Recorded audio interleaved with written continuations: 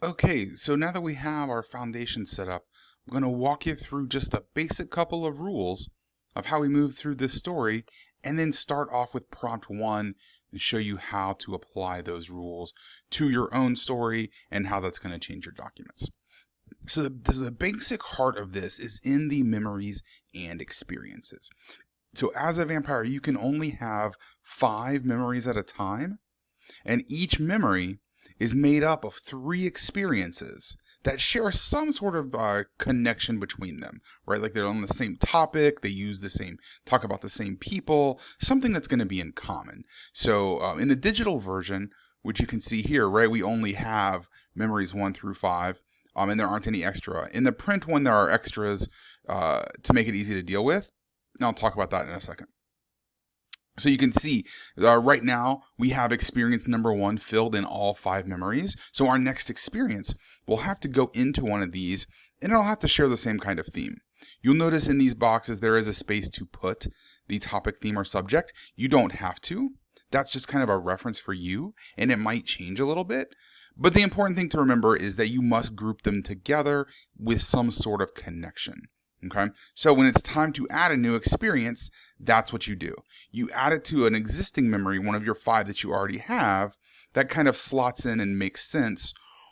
Or if you cannot do that, or if you choose not to do that, you can also forget an entire memory. So this is kind of like the passing of time. As you get older, you're going to forget things. You will delete an entire memory and start a new memory with your new experience. So let's say it was later and I had all these filled in and I needed to forget something, right? Maybe I might just choose to forget this. So what I would do is I would highlight everything. I would copy it, like Control C, copy it, because down here there's a place to put it, just for the fun of game's sake, right? You can just kind of keep it down there. But then you would come back up to your memory and just delete everything, and then you would start fresh with your new experience. And that way you can go back and look and see what you've done before down below. But for the sake of the game, your character, your vampire, has forgotten these things about themselves. So I'm going to reset mine just to show you. So you, like, when you have to add a new experience, it has to match the topic or the subject or have some sort of connection to an existing memory, or you remove that memory altogether and start with a fresh memory and put your experience in that. The experience should always be like 1 sentence. And that's basically it. The other things, the situations and the prompts will tell you what to do. So as you move along, you will always create an experience for each new prompt, each new situation. You are always adding an experience no matter what. And then the other instructions will tell you how to lose things, how to use things, how to interact with characters. As you're doing that, I want you to think about, like, how much time has elapsed since the last thing. Are they really close together? Has it been 100 years? Like, how's that going to affect people? Are your mortal characters still alive? Have any of them passed because of time passing? What are the vampire rules that are going to apply to you and which ones are not? Just kind of like, you don't have to flush this all out. But as you go, kind of just think about like how these little prompts might affect you. And that's the basic instructions. The best way to do it is just see what happens. So let's jump into our first prompt. So our first prompt is: you are exposed and flee to a neighboring region. Lose any stationary resources. Use and check a skill. A mortal flees with you. What new name do you adopt among these strangers? So you're going to take all of this to make a new experience. And you can see it mentions resources, skills, and characters. So you're going to, a mortal is going to come with you. So you got to figure out which one it is.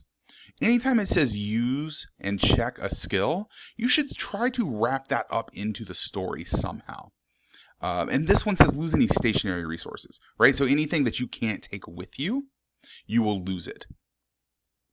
So let's think about those. Go back to my example and show you what that would look like, okay, on your actual documentation. So the first one, the easiest one, is lose any stationary resources. So this dagger and this trunk of money I could carry with me. This house in Constantinople I could not. I'm going to leave it because I'm in Venice right now. That's my story. I'm not in Constantinople, so technically I still have it. But let's say it was just my house in Venice. You can do one of two things, or one of three things. You can just straight up delete it, right? I no longer have that resource. Or you can fill in the background with black so that you can't see it anymore. So if you want to go back later and check out like what's happened through the game, that way like it doesn't destroy it, it's still there, but you know that it's not available to you. The last thing you could do is you could just use the crossout font if you wanted to. Just come up here, do text strike through, right? So you could do it like that too. So any of those ways, that's how when you lose something, you can do it that way. So I'm going to leave that because the house exists in another country. So like it is still available to me if I can get there. So what skill am I going to use, and what person is going to come with me? I think, so I've got my captain, my mom, and my best friend. I think I'm going to take my mom. So my mom's going to come with me, right? So I've been found out. My mom is going to come with me and we have to go somewhere. And I have to use a skill.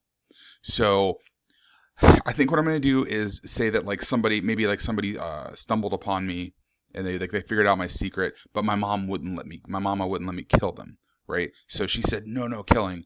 So this ropes and knots, that's the one that I'm going to use, right? So I tied up somebody and then me and mama snuck away. So now that I've used this skill, I don't get to use it again, right? So now if it asks me in further situations to use a skill, I can only use one of these two. And this one is off the board. I'm going to go ahead and use the strike through so I can still see it, but also know that I used it, right? So just kind of a visual reminder that I cannot use that skill anymore. Because you might come down to a point where you have to use a skill you don't want to. Because it might be bad for your character or something, but that's the fun part. So I'm going to tie somebody up. I'm going to take my mama with me, and we're going to go to Florence, Italy, which is because it's at a nearby region. So I'm going to stay in Italy, but I'm going to go to Florence, and I'm going to add that into one of my memories. And this is the hard part. Like, where does the theme come from, right? So this first one is about places. This is where I am, and this is my name. And since I'm changing my name, that would be a good fit. Memory number 2 has traveling in it, so it might I could sort of fit it in this traveling. These are all the places I've been. This memory number 3 is all about my mama, right? And we've been kept apart, but I'm still giving her money. So because I'm taking mama with me, it could kind of fit in there, and that could be my memories, all about my mama. Memory number 4 has about loyalty and not stealing from him. That doesn't fit. That doesn't fit real well. Memory number 5 about how I turned into a vampire. That doesn't really go together either. So I'm left with: do I put it in the memory that's all about myself because I'm changing my name, right? Or do I put it in the memory where that's all about me and my mama? And I think I'm going to put it in this one, right? So I'm going to say a neighbor found me out, and mama kept me from killing him.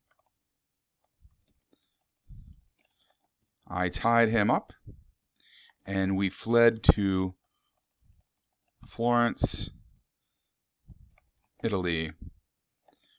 My new alias is Roberto Baggio. Right. So there we go. So I have a new name, new city. And this memory is all about my mom, right? I took care of my mom here. I brought her with me because I wanted to be with her. So that's kind of strengthening that memory. And that's how you apply a new experience and incorporate everything that's in the prompt. Okay. So now I would just go on to I would go on to the next prompt, add to my story, see where it takes me, and keep going like that.